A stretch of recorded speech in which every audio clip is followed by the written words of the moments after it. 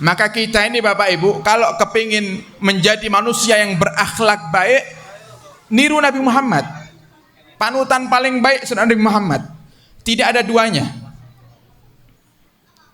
Nah, sekarang justru karena kita ini jarang maulidan, jarang duduk di majelis ilmu semacam ini, bahkan terkadang masuk bulan maulid dengan tidak itu kadang kita biasa-biasa aja.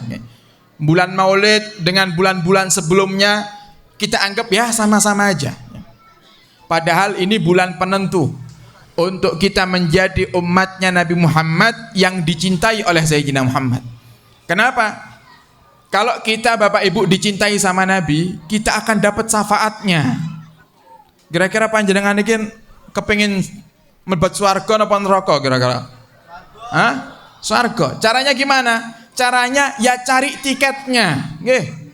Tiketnya masuk surga ini apa sih? Oh, salat. Nah, sekarang kita bahas salat kita. Kira-kira salat panjenengan iki sudah sempurna dan menjadikan sebab jenengan masuk surga apa mboten kira-kira? Nah, jenengan perhatikan sendiri ya. Jenengan nilai sendiri salat panjenengan. Kata Nabi Muhammad itu Bapak Ibu, Allah berpaling dari orang yang salatnya memalingkan wajah.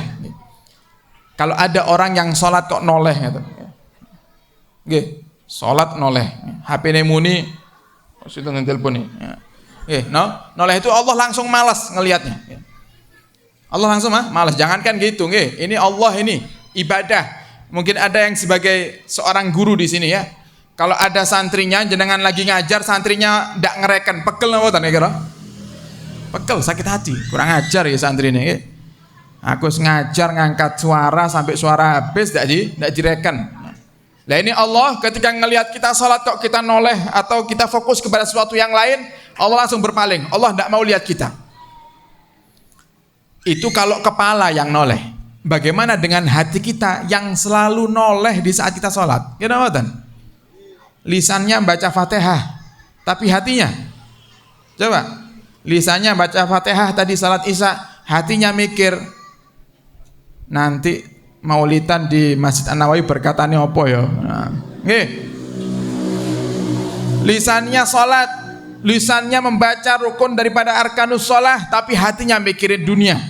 Mikir besok bagaimana pekerjaannya, besok bagaimana cara melunasi hutangnya, macam-macam. Apakah salat itu yang bisa masukkan kita ke surga? Tidak cocok.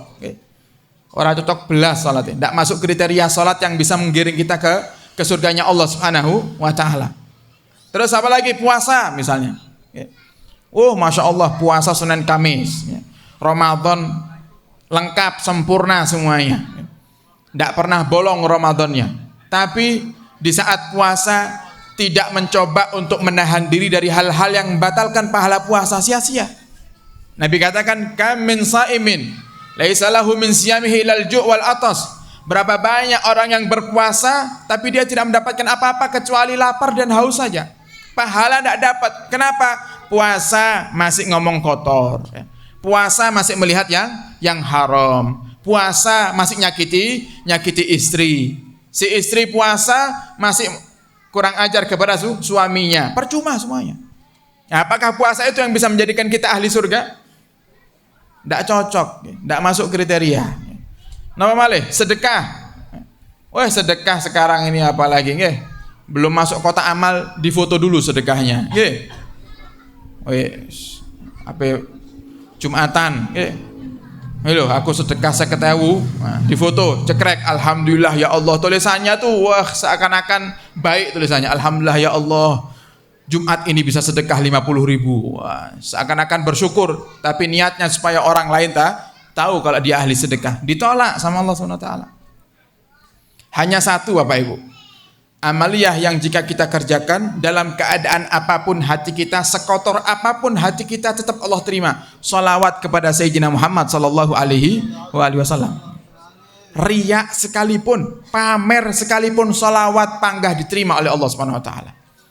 Dengan ini mungkin ada yang update status tadi, wes, nggih, share di Instagram, share di Facebook, hadir sholawatan rien, nggih, cuci hati dulu, cari syafaat Nabi, Jenengan baca salawat tetap diterima, walaupun nanti jenengan di situ niatnya pamer sama orang-orang yang ada di kontak jenengan itu, tetap diterima sama Allah SWT. Ini nikmatnya salawat. Pamer sekalipun tetap terima. Lah kan enak. Nah, makanya harusnya di bulan Maulid ini kita memperbanyak salawat. Makanya kita mengajak kepada semuanya. Sebentar lagi kita akan memasuki hari di mana Nabi kita Muhammad dilahirkan di tanggal 12 Rabiul Awal. Kalau bisa ngadakan undang tetangga sedikit, undang ke rumah makan bareng memperingati hari kelahiran Nabi. Tidak bisa kumpulkan keluarga saja Bapak Ibu. Ini ada sebuah kisah disebutkan dalam kitab Qurratul Ainain li Sayyidil Kaunain, tentang kisah bagaimana dan hikmah daripada perayaan Maulid Nabi. Dikatakan oleh As-Sayyid Al-Bakri bahwasanya di zaman Amirul Mukminin Harun Ar-Rasyid, di zaman Amirul Mukminin Harun Ar-Rasyid ada seorang pemuda yang ahli maksiat. Ada seorang pemuda ganteng luar biasa, tapi ahli maksiat. Sampai semua penduduk di kota itu, kota Basrah, semua penduduk di kota Basrah ini kalau lihat pemuda ini jijik, memandang pemuda ini dengan pandangan rendah. Alah, dia ahli maksiat, tidak dihormati sama sekali. Tapi pemuda yang ahli maksiat ini punya kebiasaan yang baik. Apa kebiasaan yang baik? Setiap datang bulan Maulid, bulan Rabiul Awal, dia cuci semua pakaiannya, dicuci semuanya, dibersihkan. Kemudian dia pakai dalam kondisi pakaian itu bersih, rapi, wa ta'attar. Dia pakai wangian. Dia pakai minyak wangi, dia bakar dupa. Kata seneket ngeten niki, dupa niki. Ini sanes dukun niki, nggih. Habib guys di samping ceramah tapi yang dukun pisan rupane nggih. Kok atik menyan-menyan segala. Sanes niki, ini sunnah. Sunnah Bapak Ibu. Malaikat itu senang di tempat-tempat yang bau wangi. Dukun niku niru-niru ulama niku, nggih. Sanes ulama sing niru dukun, kebalik. Jadi ini jangan kaget kalau lihat ada majelis maulidnya para kiai, para habaib kok pakai bakar menyan segala niki.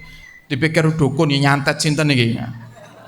Bukan, ini sunnah. Imam Malik itu nggih, gurunya Imam Syafi'i, imam madhab kita niki kaum muslimin di Indonesia, warga Nahdlatul Ulama, Ahlus Sunnah wal Jamaah ini kita bermadhab Syafi'i. Imam Syafi'i punya guru Imam Malik. Imam Malik itu kalau kedatangan tamu Bapak Ibu ditanya, hajatnya nopo? Kalau tamunya bilang hajatnya mau belajar, Imam Malik masuk kamar mandi semuanya yang bersih, kemudian masuk ke kamar, beliau pilih pakaian yang paling bagus sendiri. Beliau pakai imamah, beliau pakai gamis, pakaian panjang ini sunnah, sebagaimana Nabi Muhammad menggunakan pakaian panjang. Beliau siapkan tempat yang agak tinggi, seperti kursi, kemudian beliau bakar dupa. Baru beliau katakan kepada tamunya, ilmu apa yang kau inginkan dariku?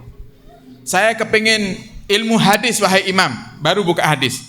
Tidak akan beliau sampaikan ilmu hadis kecuali beliau dalam keadaan yang sempurna.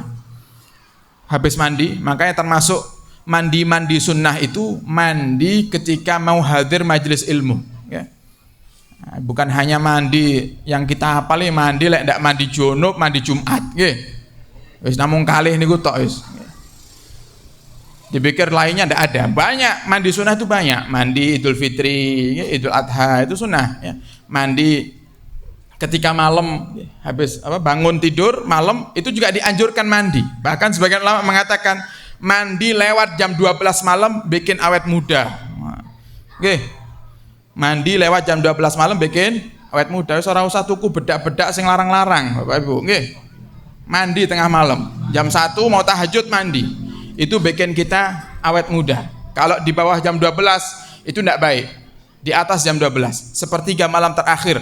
Itu kalau kita mandi di waktu malam baik untuk tubuh kita. Termasuk mandi belajar ini. Untuk belajar ilmu hadir majelis sunnah kita mandi. Daripada mandi tadi kan sore kan jenengan mandi napa to niki lho. Napa wis ora usah adus langsung budal ngono ae. Mandi kan mandi. Daripada mandinya sia-sia cuman sekedar mandi cuman dapat seger sesaat, setelah itu ya keringetan lagi, mending mandi diniatkan untuk ibadah. Ya Allah, nanti malam saya mau hadir majelis, saya niat mandi ini mandi sunnah untuk hadir majelis. Ya Allah, dapat pahala mandinya.